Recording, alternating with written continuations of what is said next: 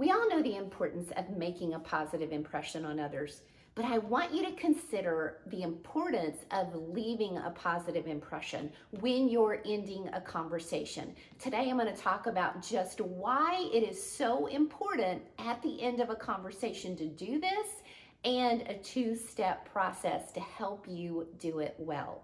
My name's Antoinette Griffin, and my channel is all about confidence, communication, and charisma from an introvert's perspective. The reason why it's so important is something called the peak end rule.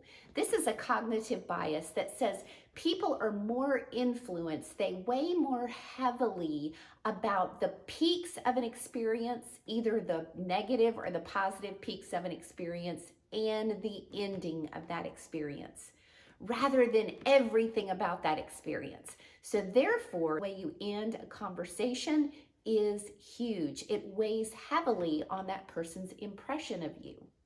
The first step is, if you have really enjoyed the conversation, which I'm assuming that you have because you're watching this video and you're wanting to know how to make a positive impression at the end, and that is to vocalize it.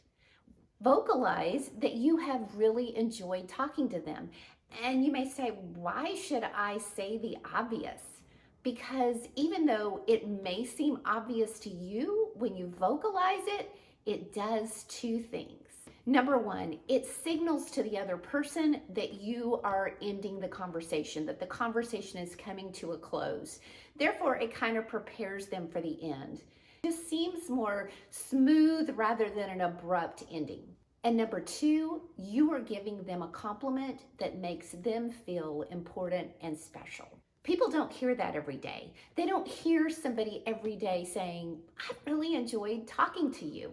So it's a compliment and it's unexpected. Think about how you receive compliments. A compliment is one thing, but when a compliment is unexpected, it makes it even that much more meaningful. So when it's authentic, when you really have enjoyed the conversation, let the person know. Step number two, after you've vocalized that you've enjoyed the conversation, refer back to something that they said earlier in the conversation. For instance, if the person had said during the conversation that they were going out of town for the weekend, say something at the end of the conversation such as, I hope you really enjoy your weekend getaway. Even if it's something minor that they talked about during the conversation, try to pick one thing earlier on in the conversation to refer back to. When you do that, it does two things. First, it demonstrates that you are truly listening. The second thing this does is it turns the focus back on the other person at the very end of the conversation. Good conversationalists know how important it is to focus on the other person rather than just talking about ourselves. And even for introverts that don't like the focus or the spotlight on them, this is different than turning the spotlight on someone. This is where you're just focusing on something that they have said. They don't need to respond, but they will know internally that you are truly listening and that you care. And everybody appreciates that. Now, both of these steps are contingent of being successful on one other thing.